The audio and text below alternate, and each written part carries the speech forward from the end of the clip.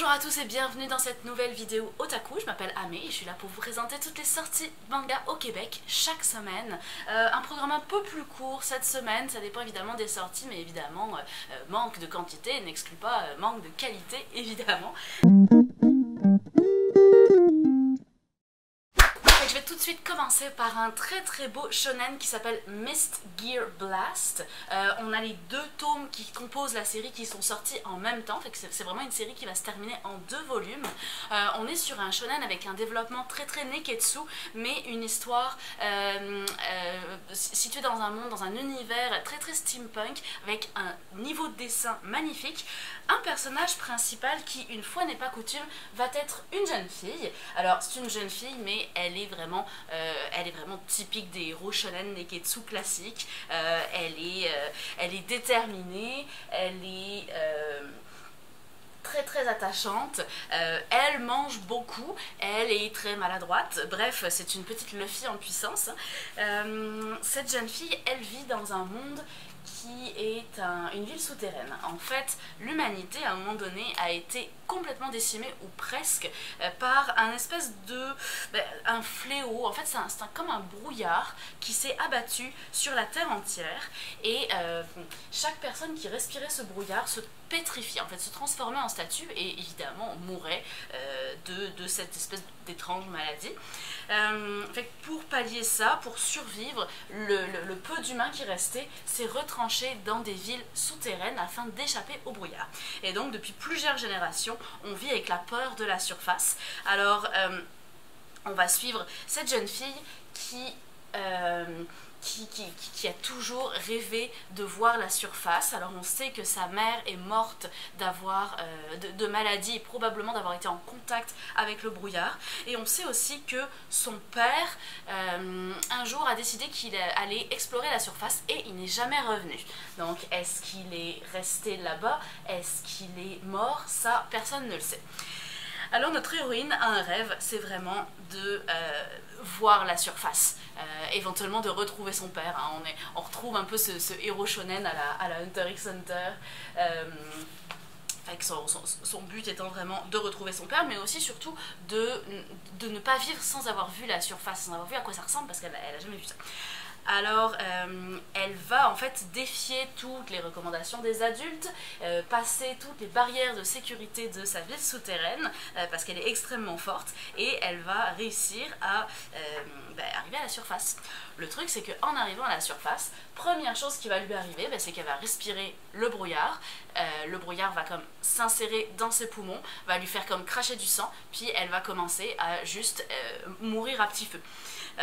Fait que c'est très brutal, elle est complètement désespérée parce qu'elle se pensait plus forte que tout le monde, puis elle se rend compte que finalement elle est tombée dans le même piège que celui que toutes les adultes autour d'elle l'avaient prévenu. Et puis au dernier moment, juste très peu de temps avant de mourir, en fait finalement avant de s'être vidée de son sang par ses poumons, ce qui est un peu trash quand même, elle va être sauvée par une brigade spéciale qui a mis au point en fait ces espèces de trucs qu'elle porte aux mains, là, on dirait Bakugo là, avec ces espèces de trucs au poignet. Ça s'appelle des Mist Gear. Ce sont des armes qu'on porte aux mains et qui permettent en fait de dissiper le brouillard autour de nous et de le transformer en énergie.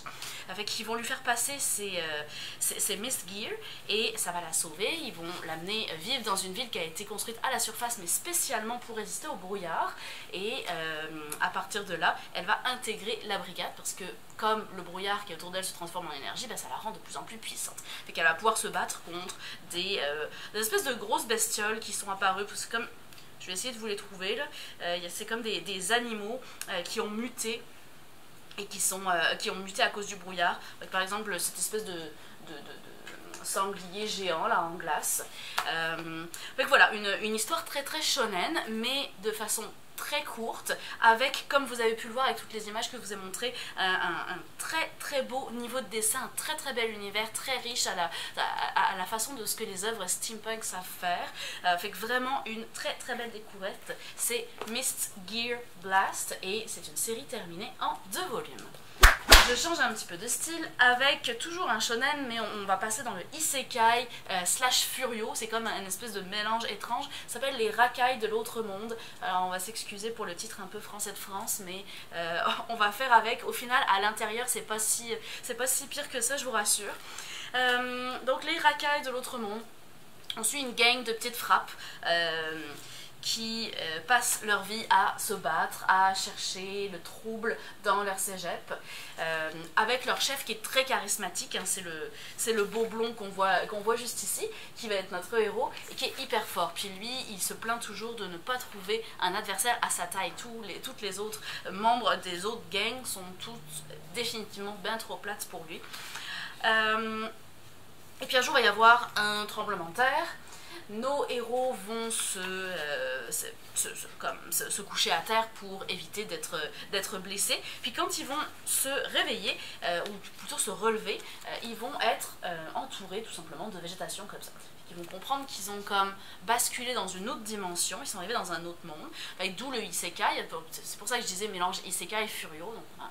Des héros qui sont transportés dans un autre monde, et en même temps on a des héros qui font très héros de Furio, même s'ils sont moins, même si c'est moins humoristique qu'un Furio.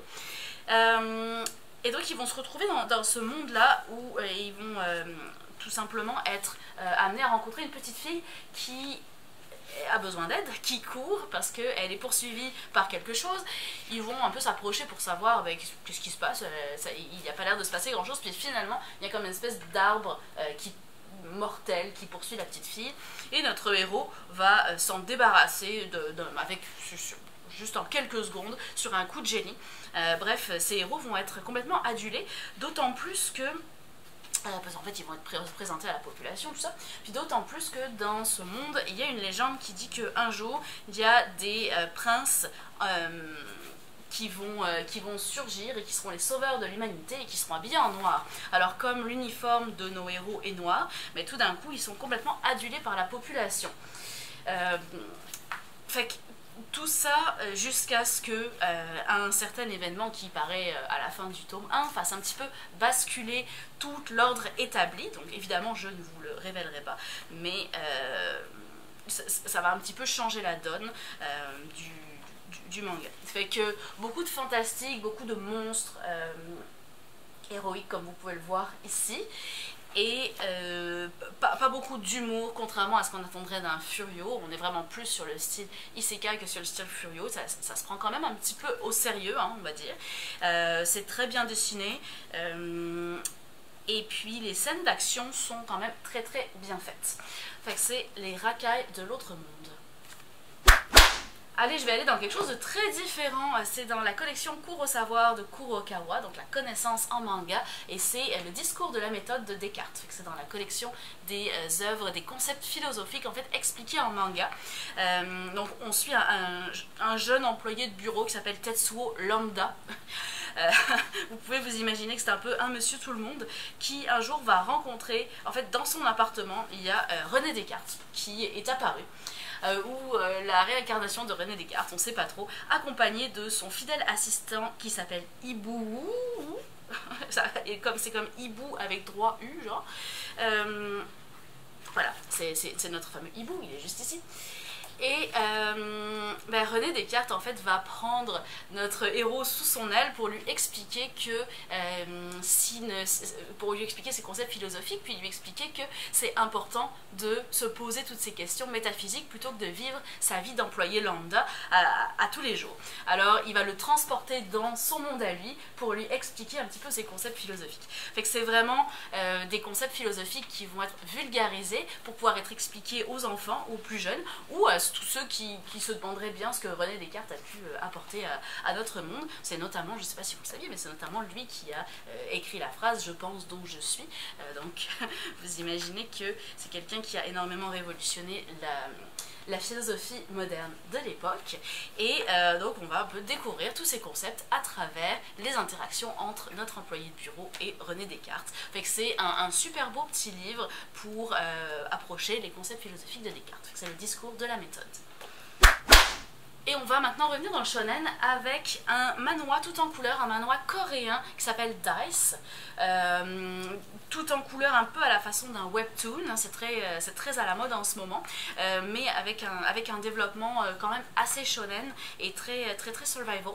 Alors on suit un jeune garçon, alors, je vais vous montrer un peu les images, vous allez voir un peu la colorisation, comment c'est fait. C'est pas forcément super adapté à la lecture format manga papier, mais ça passe quand même relativement bien au final. Alors, on suit un jeune garçon qui est extrêmement laid, mauvaise posture, il est comme un peu bossu, il est petit, gros, il est pas très bon en classe, bref, c'est l'archétype du garçon impopulaire de l'école. Et il admire énormément les gens qui ont ce qu'il faut pour devenir populaire, et il aimerait ça, il est amoureux de la plus belle fille de l'école, il aimerait ça qu'un jour elle le regarde, mais ce jour n'arrive jamais. Puis un jour il y a un nouvel élève qui apparaît, puis qui incarne tout ce que notre héros rêverait d'être. Et il va un petit peu, il va un peu s'intéresser à lui, il va même beaucoup s'intéresser à lui, presque le stalker en fait je dirais.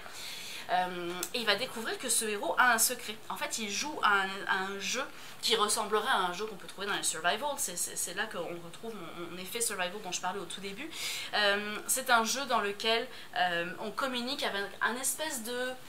une entité, un roi, un Big Brother, appelez-le comme vous voulez, par message texte tout simplement, et qui va nous mettre dans les mains des dés magiques, et ces dés, quand on les lance, vont un peu modifier notre destin. Donc ce roi ou ce Big Brother va nous donner des quêtes, et si on réussit ces quêtes, ben, on va commencer à changer physiquement si c'est ça qu'on veut, ou en tout cas nos souhaits les plus profonds vont se réaliser. Mais vous vous doutez bien que il y a un petit peu un revers de médaille qui va s'en venir. Notre héros, en fait, au fur et à mesure qu'il va gagner dans le jeu, ben, va physiquement, comme je le disais, changer, va devenir un peu plus grand, avec un peu moins de cernes, le dos moins bossu, etc. Et qu'il y a des petits changements qui s'opèrent au jour le jour, qui lui redonnent espoir. Mais bien sûr, il ne va pas tarder à découvrir quel est le prix à payer pour tout ça. Donc voilà, comme vous l'avez vu, webtoon en couleur, avec colorisation quand même un peu agressive, mais c'est vraiment ce qui se fait en ce moment. On aime ou on n'aime pas, c'est vraiment une question de goût, c'est plutôt bien maîtrisé de toute façon, avec ces Dice. On va aller dans le seinen maintenant avec Dans la prison de Hanawa, qui est un auteur de Gekiga, qui a œuvré plutôt dans les années 70.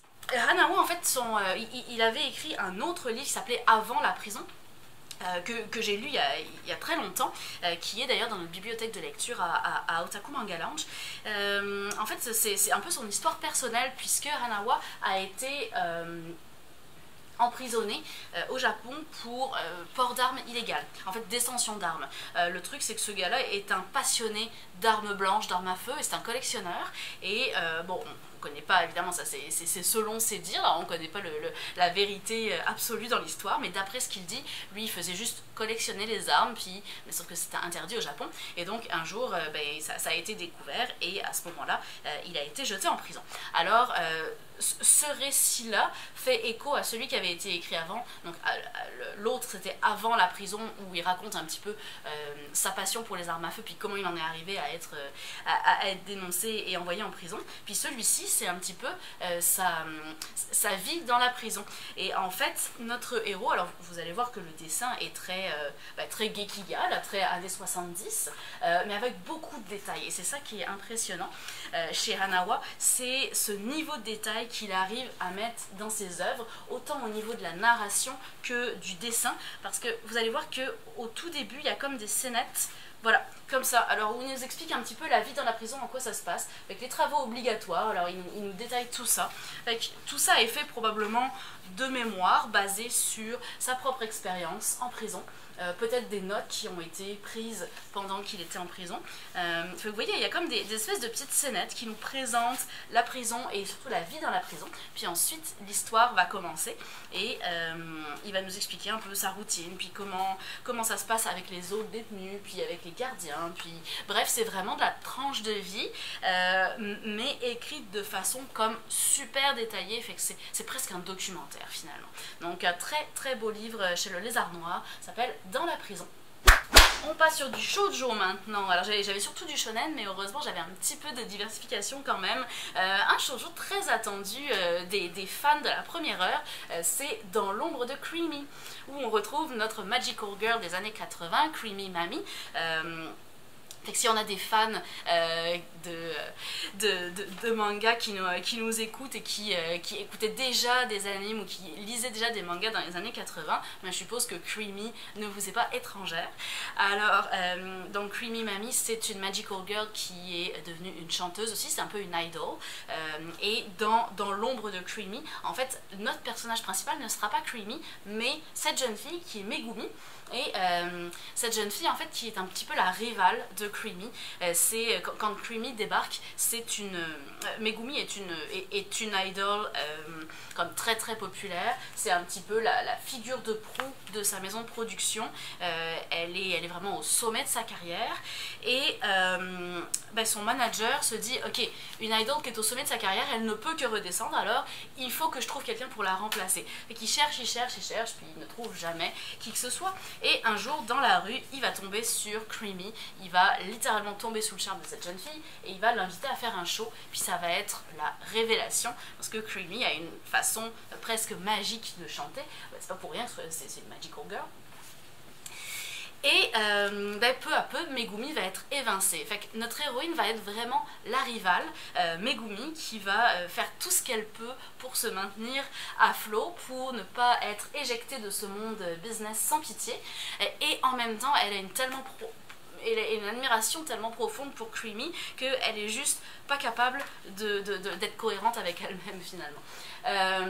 Fait qu'on est sur une œuvre qui peut vraiment s'adresser aux plus jeunes, pas forcément besoin de connaître la version originale de Creamy pour apprécier l'œuvre, mais en même temps c'est probablement aussi pour ceux qui l'ont connu dans les années 80 un espèce de petit retour aux sources et un petit peu nostalgique. Fait que c'est Dans l'ombre de Creamy. Et mon dernier livre pour aujourd'hui, ça va être un isekai qui s'appelle Chillin' Life in a Different World. On est sur un isekai très très classique, comme on en voit des centaines.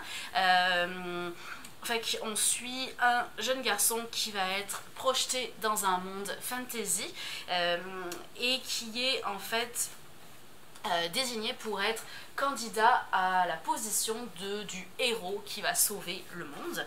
Il y a plein d'autres candidats, puis il va être recalé immédiatement parce qu'il est vraiment très mauvais. Sauf que à la suite d'une erreur comme administrative, il va pas, normalement quand tu es recalé, tu peux retourner dans ton monde à toi, sauf que lui, il va pas être capable de retourner dans son monde, alors il va être un peu pogné dans ce monde médiéval, et il va devenir comme un artisan, un marchand, voilà. Donc un personnage vraiment figurant dans le monde. Et puis, malgré tout, il va être amené à se battre contre des monstres parce qu'il faut bien se défendre. Et un jour, en fait, au moment où il se bat, ses statistiques vont passer au niveau 2. Et au moment où il va passer au niveau 2, il va se produire comme une espèce d'étincelle qui va faire que toute sa situation va se débloquer. Et puis que d'un coup, il pourrait à nouveau être en lice pour devenir le héros de l'histoire. À côté de ça, il va faire la rencontre d'une jeune fille avec qui il va être un petit peu forcé de se marier en fait. Ça arrive souvent hein, dans les isekai, on remarque. Donc c'est pas celle que vous voyez là, elle c'est la princesse comme qui va vouloir sa perte. Et puis la fille avec qui il va se marier, c'est cette jeune fille avec des oreilles de loup qui fait forcément penser à Spice and Wolf. On est un petit peu dans le même type d'univers, avec le même type de héros qui est un petit peu effacé au début puis qui va prendre de plus en plus d'importance. Un très beau dessin par exemple, un très très bon niveau de dessin, quand même assez impressionnant. Au niveau de l'histoire, si vous aimez les isekai bien classiques, vous allez probablement aimer ça, mais il n'y a rien de surprenant dans l'histoire. Donc c'est Chillin' Life in a Different World. Et c'est donc avec ce titre que je vais conclure ma vidéo de la semaine. Fait que pour résumer, si je devais élire mon top et mon flop de la semaine, alors mon flop c'est Chillin' Life in a Different World parce que il n'y a aucune originalité et je trouve que, comme je l'ai dit tout à l'heure, hein, des isekai comme ça on en voit des centaines passer et honnêtement celui-ci n'est pas mal fait mais il n'apporte rien de nouveau, ce que j'ai trouvé un petit peu dommage. Et puis mon top, j'en ai deux, c'est vraiment Mist Gear Blast, autant pour l'histoire et l'héroïne qui est super attachante, c'est une vraie héroïne de Neketsu mais avec une touche un peu plus féminine, ça apporte un beau vent de fraîcheur, puis aussi le niveau de dessin qui est juste incroyable et l'univers qui est extrêmement riche, surtout pour une série aussi courte. Puis mon deuxième coup de cœur c'est le discours de la méthode parce que c'est très bien fait, très bien expliqué et j'ai vraiment appris plein de choses pour vrai. Fait que merci à vous pour avoir écouté cette vidéo, n'oubliez pas de vous abonner à notre chaîne YouTube puis de commenter en nous partageant comme toujours ce que vous aimez, ce que vous aimez moins. On aime beaucoup ça, recevoir vos commentaires. Puis moi je vais vous dire à la semaine prochaine. Bye bye.